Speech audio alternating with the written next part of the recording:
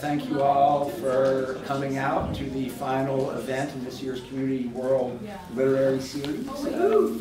We do a number of events every year, and this is the last one. Thanks for coming so late in the semester. I know that everybody is busy, but I'm glad that you all are here, and we're about to hear some interesting and surprising things. Whether he's rearranging a blues song or constructing a contemporary poem that mixes words and context together that you never knew could be mixed, A.L. Nielsen's work often shows how grounded the new and unexpected is in the past, and how the past itself is shaped by what we think of it in the present. His work crosses so many boundaries all the time that you might just have to throw out all your ideas about boundaries in literature and start again from the spot where you recognize that you just can't say where many things begin or end. What if every poem was a chance to start over? He's an experimental poet, a guitar player, a scholar who knows as much about African American literature and music as pretty much anyone alive, and you can test him afterwards. I'm sure that I mean what I say. His poetry has never met a reverend that it can't be irreverent about.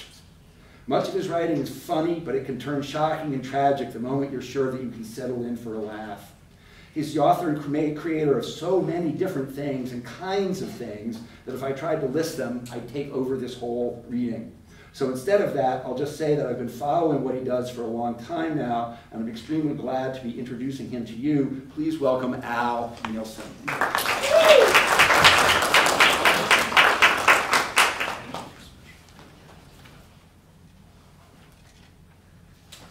Caledonia softens. We've beaten the ornery hours down between us. Their gold teeth spill onto the floor, rattling for the corners. Yesterday, the wolf took his tickets and ran. That thing that kept jumping up in our business, raising sand, collapsed last week. Its wife came for the hog maws this morning. Now, it's just you and me, Caledonia. Caledonia. And that old at last that's got up next to us. It unclasps the bitter necklace from around your throat. It whistles lead belly between the lips of the bedroom door. What made your big head so suddenly doesn't seem to be such a burning question anymore. Dripping ignorant oil by the dim light of a neck bone, I wonder why I've never noticed those dream book pages you plaited into your hair. You shake your head, slowly clicking new beads together, and I see in that shimmer of glass an end of numbers. You pull me down with you onto the buffalo grass mat that old at last has laid out for us. And just before the walls come tumbling down, I hear you singing, "Work with me, baby, work with me." That's based on a song originally by Louis Jordan, although I first heard it from B.B. King. When I was drafted, which none of you will have to ever do, my draft board sent me to upstate New York, and I was befriended by this older woman who gifted me with this big box of her brother's 78s. And in those days, you could still get a record player that had the 3 speeds on it, 78, 33, 45. One person does. And I just played those things over and over again. But of course, after a while, I couldn't get anything to play a 78 record on anymore. This was actually the very first poem from my very first book, one of the very first poems I ever had published anywhere. And when you publish a selected poems, you inevitably get retrospective, although I didn't edit this volume. The wonderful Jean-Philippe Marcoux up in Quebec had the idea for this book and edited it. But you know, you do get retrospective when you're thinking that. I do that anyway. When I'm reading someplace for the first time, I generally like to just kind of roam around in all of the work because you've never heard it before. As opposed to when I'm in DC or someplace where they see me so much they don't want to see me anymore. Then I tend to read only the newest work. But I'm really grateful. This is my first time ever being in San Marcos at all. This campus was opened in the second year of my teaching at San Jose State, where I worked for many, many years. But this is the first time I've ever gotten to come here. It's quite an impressive place. And I haven't seen Professor Wallace over there for quite a long time. I'm not sure even he knows. I was a campus police officer at George Washington University when he was an undergraduate student. Oh, wow. Now, I hasten to add, that's not how I met him. I met him in the vibrant poetry circles of Washington, D.C., where we both lived for quite a while. And then again, in visits to the poetics program at Buffalo where he got his doctorate, and of course we've been friends ever since, but I know I haven't seen you since before COVID. I know it's been that long. So I'm really grateful for this opportunity. As I said, this is a selected poems volume, back pages. The cover illustration is a photograph that I took when I was 13 years old. Standing on the grounds of the Capitol as President Kennedy's body lay in state in the rotunda inside. And my family had just recently moved to DC. In fact, we were moving in to our house on the day of the Great March on Washington. And so my father took us all down to Constitution Avenue to watch the funeral cortege take Kennedy from the White House over to the Capitol where he would lay in state. And while we're standing there, suddenly, I mean, the crowd was quiet because it was the president's funeral. Suddenly I heard this buzzing everywhere. People kept turning around and looking. A lot of people had their little radios with them. And what was going on was they just heard that Jack Ruby killed Lee Harvey Oswald at that police station in Texas. And people had this look on their face like they just could not believe what was happening to our country. Turned out to be very good training for me, because I've been feeling that way for the last 40 or 50 years or so. Even the moment we live in now, what was the name of the young woman who had the poem that involved Palestine? Lily Molina. Yeah, I was thinking of that because George Washington University, where we both attended, was in the news today. Earlier in the week, there had been a protest encampment there, as at so many other campuses. And the administration of George Washington University asked the Metropolitan Police Department to come and clear the protesters out.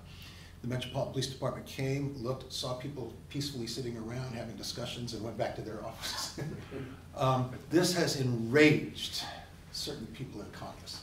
I don't know how many of you know the District of Columbia, our nation's capital, has no voting registration, no voting representation, rather, in Congress at all.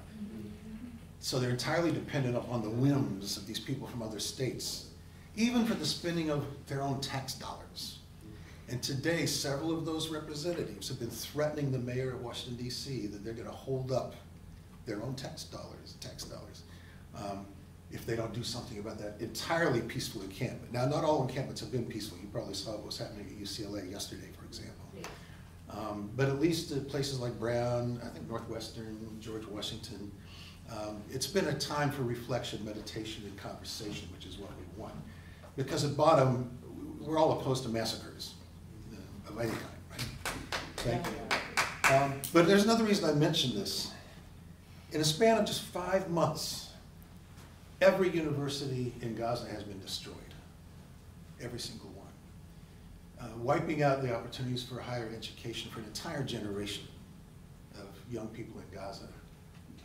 Most of whom are not allowed to leave to go somewhere else to go to school. So all of us who are concerned about international peace and about higher education are thinking very much of those professors and scholars there in Gaza. Now for something entirely different. This is titled For Angela Bailey, who's non-existent, by the way. I discovered as a young I've had to tell people that unless my wife's name appears in a poem, it's fiction. Because as a young guy dating, you know how people you date will look at your writing and stuff. They'd read a poem like this and get mad. And I had to say, no, I made her up. She doesn't, you know. I kind of wish she existed, but she doesn't exist.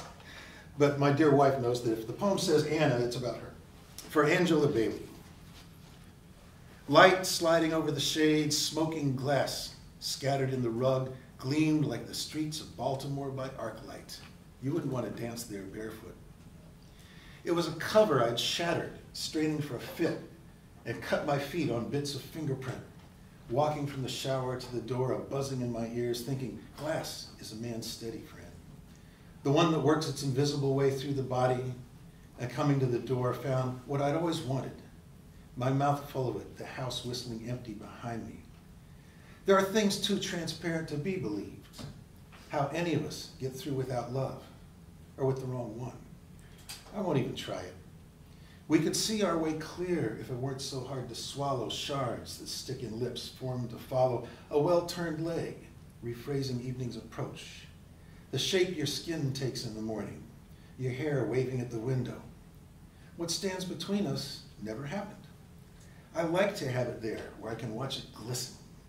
It is a gift of fine glass that you've given me, veined like a thigh lifted against light. Listen, the streets are full of women who never loved me. You're one in a million. You're missed.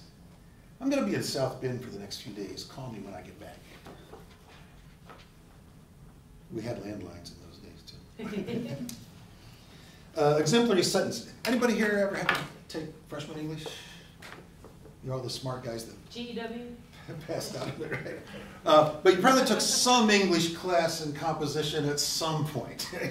And a lot of these classes, including the ones I taught at San Jose, had these books. They were called rhetorics that we were supposed to use that had grammar lessons in them. They always had these exercises where you were supposed to look at these sentences and find out what's wrong with them and fix them. So this is my contribution to the genre. It's called exemplary sentence. And your assignment is to find out what you need to fix in each one. 1, he looked forward to the day many years later when he would look back upon this day with a sense of foreboding. 2, the atmosphere was thick with thickness. 3, thousands of spectators at the show looked on in horror as he began to list dangerously. 4, he had already, do you teach English? He had already forgotten his mistake of that morning, so he was forced to purchase another one from a street vendor. 5, remembrance, like a crocodile, burns brightest at Easter. 6, this is the one that makes everybody go, ugh. Squeezing her pretty little head tightly between his palms, he popped the question. 8, she looked at him the way some women look at closed drawers. 9, when I told you I was lying yesterday, I didn't mean it. 10, as a sort of signature, she had written herself a small walk-on roll in each of her palms. 11, immediately afterwards, the sun would be seen setting everywhere in its entirety, except on the West Coast where it would be seen at its regularly scheduled time. 12, when she had finished shouting at his clothes, she closed the door on that part of her life. 13, this one's kind of an inside poet joke you have to know about the New York school. Had he been from New York, he would have crossed out this passage. But since he was from Iowa City and did not know how to read erased lines, he simply didn't. 14, she was pregnant with feeling, 9 months precisely from the day he had first given her pause. 15, she had never been entirely satisfied until he nipped her in the bud.